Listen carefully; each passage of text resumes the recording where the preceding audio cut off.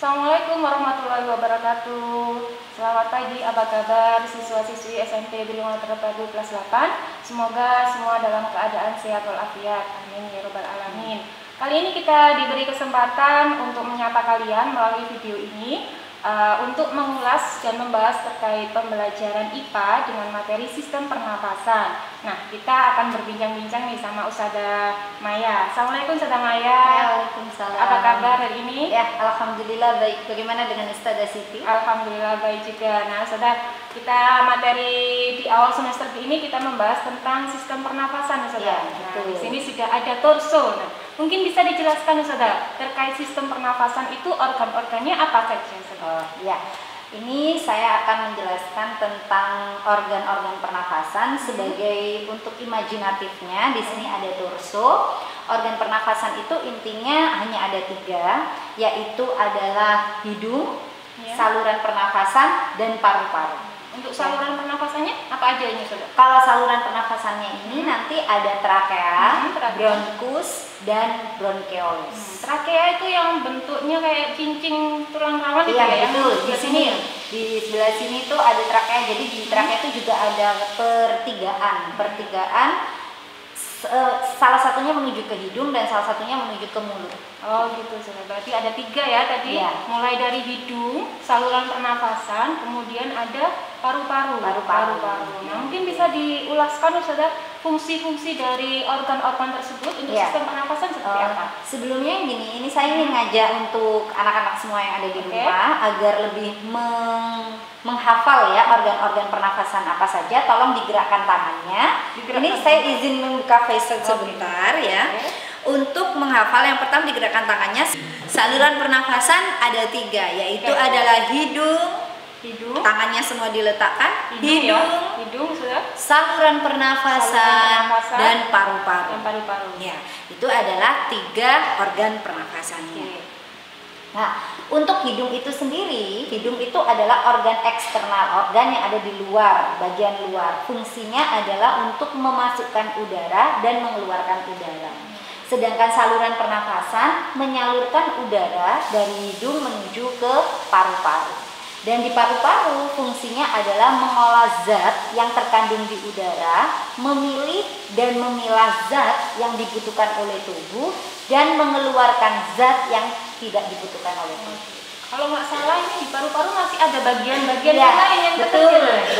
Apa aja tuh? Di sini ada yang namanya paling penting itu alveolus ya, karena alveolus itu berfungsi untuk tempat pertukaran oksigen dan karbon dioksida.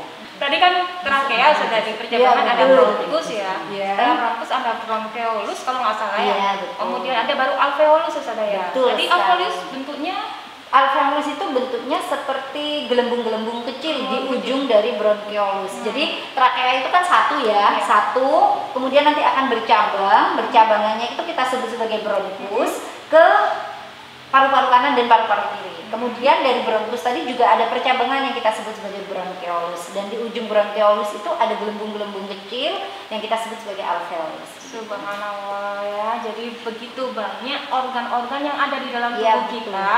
Mulai dari hidung, saluran pernafasan, kemudian juga paru-paru ya. Kita patut untuk mensyukurinya, Ustazah ya. Iya, alhamdulillah. Untuk selanjutnya, Ustazah mungkin bisa dijelaskan terkait proses pernafasan itu seperti apa? Ya, yang perlu kita pahami dasar dari proses bernafas itu adalah inti utama adalah kita menghirup udara dan mengeluarkan udara. Nah, karena kita menghirup berarti kita memasukkan udara ke dalam tubuh yang kita sebut dengan inspirasi. Jadi proses inspirasi itu adalah masuknya udara ke dalam tubuh, in dari kata kunci in. Kemudian setelah diolah oleh alat organ pernafasan tadi, udara akan dikeluarkan oleh tubuh. Keluar, maka itu adalah ekspirasi yang kita sebut sebagai proses ekspirasi. Jadi di dalam bernafas ada 2 proses, yaitu proses inspirasi dan proses ekspirasi. Nah, sekarang saya mau menjelaskan tentang proses inspirasi itu dulu. Udara itu adalah gabungan beberapa zat, yaitu tidak hanya oksigen ya, tapi ada karbon, hidrogen, nitrogen dan lain sebagainya. Lah, udara itu akan masuk melalui hidung, di mana udara tadi juga ada kemungkinan bercampur dengan debu. yang akan disaring oleh rambut-rambut hidung ya. Kemudian dia akan masuk ke dalam saluran pernafasan untuk menuju ke paru-paru. Di dalam paru-paru ini udara akan diolah, dipilah-pilah, zatnya yang tadinya bersatu dipilah-pilah, oksigen sendiri, nitrogen sendiri, hidrogen dan lain sebagainya. Sebagian oksigen, sebagian besar oksigen itu akan diedarkan ke seluruh tubuh melalui pembuluh darah. Dan sebagian yang lainnya akan mengalami reaksi ikatan, yaitu bisa berikatan dengan karbon, menghasilkan karbon dioksida.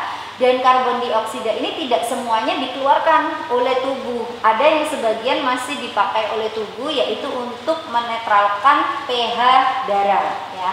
Kemudian kalau oksigen itu berikatan dengan hidrogen, maka dia akan menghasilkan uap air. Ya, uap air itu fungsinya adalah untuk menetralisir suhu saluran pernafasan. Selain itu, dia juga akan, oksigen yang lain juga akan berikatan dengan zat-zat yang lainnya ya, yang masih bisa digunakan oleh tubuh tapi tidak terlalu banyak. Tapi yang lainnya akan dihembuskan lagi melalui proses ekspirasi. Oke, ya kalau pada umumnya yang sering kita ketahui bahwasanya kalau bernafas itu kan menghirup oksigen ya, O2 mengeluarkan CO2 ya. Ternyata tidak hanya CO2 yang kita keluarkan ya. Jadi kita mengeluarkan beberapa zat gas ya yang keluar. Mungkin ini ya yang sering salah paham, kalau bernafas itu menghirup oksigen. Sebenarnya itu tidak benar, karena yang kita hirup itu udara. Tapi yang kita butuhkan yang paling utama itu memang oksigen. Unsur oksigen. Tapi itu baru nanti setelah nyampe paru-paru kita tahu, tapi yang kita hirup adalah udara. Dan yang dikeluarkan tidak hanya CO2, tapi juga ada uap air atau H2O. Iya, seperti kalau kita bercermin atau saat kita menguap di depan cermin sama kaca ya, di situ menimbul ada embun-embunnya gitu ya. Itu berarti hasil dari uap air sisa pernapasan kita gitu ya. Seperti itu ya Ustazah ya. Ya itu tadi terkait proses bernafas ya yang sering kita lakukan. Tanpa kita sadari kita juga menghirup beberapa zat gas yang ada di lingkungan kita. Nah, untuk itu mungkin dijelaskan ini Ustazah, jenis atau cara bernafasnya Ustazah. Dia nanti ada 2 jenis bernafas ya. Mungkin ini sering kita dengar kalau kita itu di latihan vokal atau musik-musik gitu ya. Ada istilah pernafasan perut dan ada istilah pernafasan dada. Lah pernafasan dada itu apa sih bedanya? Sebenarnya konsep utamanya sama, menghirup udara dan mengeluarkan zat sisa. Tapi perbedaannya adalah otot-otot yang bekerja. Jadi otot tubuh yang bekerja untuk menggerakkan paru-paru dan organ-organ yang lainnya. Yaitu kalau pernafasan dada berarti otot yang paling dominan berperan itu adalah otot dada. Kalau pernafasan perut, otot yang paling dominan bekerja adalah otot perut. Berarti ada 2 cara untuk bernafas ya, yaitu pernafasan melalui dada dan pernafasan perut ya Ustazah. Iya. Itu tadi sedikit ulasan tentang materi kita pagi hari ini, yaitu sistem pernafasan. Kita sudah membahas terkait organ-organ pernafasannya tadi ya, ada 3 ya Ustazah ya.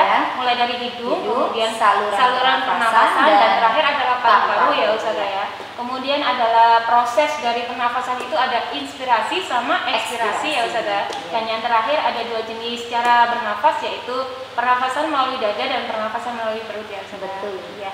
Terima kasih Ustazah penjelasannya. Semoga informasi yang kita berikan dapat menambah wawasan kalian. Kedepannya mungkin bisa mencari sumber-sumber informasi yang lainnya sehingga bisa menambah wawasan yang lebih dalam lagi ya Ustazah ya. Ya terima kasih. Jangan lupa untuk mengerjakan BPS yang sudah kita siapkan dan mengumpulkan kepada wali kelas masing-masing.